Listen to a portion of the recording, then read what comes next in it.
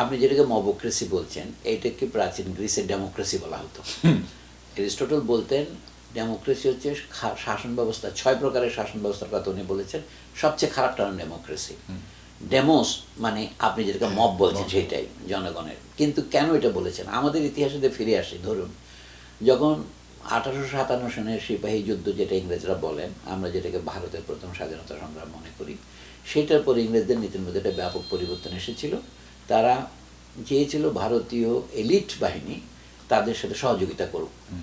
এই জন্য তারা কংগ্রেসের মতো পার্টিকে গঠনে সহায়তা করেছেন।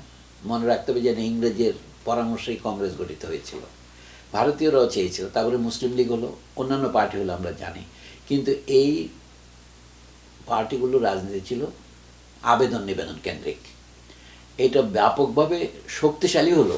ইংরেজদের শেষ পর্যন্ত ভারত ছাড়তে বাধ্য হলো, তার পেছনে এই মবক্রেসির একটা ভূমিকা আছে। যেমন ধরেন স্বদেশী আন্দোলনের সময় একটা প্রতিক্রিয়াশীল ধরনের ঘটনা ঘটেছে, যেমন হিন্দু মুসলমান দাঙ্গা শুরু হয়েছে। ইংরেজরা যেহেতু বাংলাদেশে একটা পৃথক প্রদেশ তৈরি করেছিল ঢাকাকে কেন্দ্র করে, আসামকে তার সাথে যুক্ত করে, এটা কলকাতা কেন্দ্রিক বুদ্ধিজীবীরা, এলিটরা পছন্দ করেননি। সেই জন্য এক ধরনের সাম্প্রদায়িক দাঙ্গার সূত্রপাত হয়েছিল, যেমন ময়মনসিংহ 1905 সনে হয়েছে। মানে মুসলিম হিন্দু সম্পর্ক নষ্ট হচ্ছিল তখন থেকেই।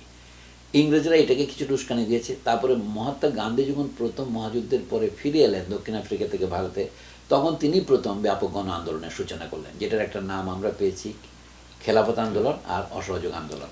এইটারই ধারাক্রমে সাম্প্রদায়িক দাঙ্গা এবং জনগণের রাজনীতিতে আগমন দুটো কিন্তু পাশাপাশি ঘটেছে ভারতে। এবং এরই প্রতিক্রিয়ায় 1947 সনে ভারত স্বাধীন হয়েছে, আবার ভাগ হয়ে পাকিস্তান তৈরি হয়েছে।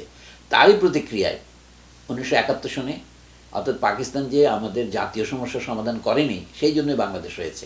আমি একটা কথা আপনার পরিষ্কার করে বলতে চাই, যে রাজনৈতিক দলের মধ্যে যে রাইভালরি হোক না কেন, অথবা অন্তর্বর্তী সরকার হোক, তত্ত্বাবধায়ক সরকার হোক, আবার নির্বাচিত সরকার হোক, একটা কথা পাশ কেটে আমাদের দেশ এগোতে পারবে না। সেটা হচ্ছে 1971 সনের মুক্তিযুদ্ধ। এইটা ভারতীয় উপমহাদেশের অভূতপূর্ব ঘটনা। ভারত পাকিস্তান এরকম জনযুদ্ধের মাধ্যমে স্বাধীন হয় নাই। বাংলাদেশের জনযুদ্ধের কিছু ত্রুটির দিক আছে। এটার অত্যধিক ভারতের উপর নির্ভরশীল হয়ে পড়া, এটা তৎকালীন নেতৃত্বের ব্যর্থতা।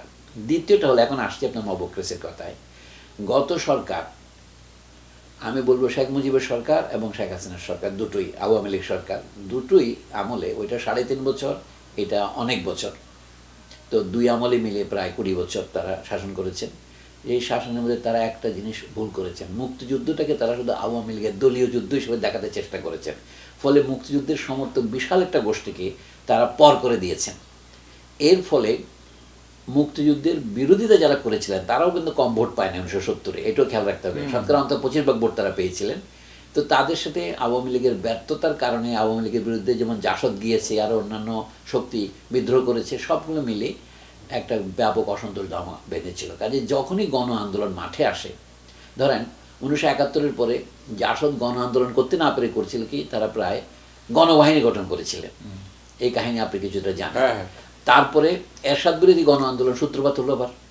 আমি একটু সংক্ষেপে বলছি, ছাত্র আন্দোলন শুরু হলো 1983 সন থেকেই, সেই মনে আছে 11ই জানুয়ারি, সেই 11ই জানুয়ারি। তারপরে এরশাদের পতন হলো, এটাও একটা গণ অভ্যুত্থান ছিল, কিন্তু এটাকে আমরা নাম দিয়েছিলাম নাগরিক গণ অভ্যুত্থান।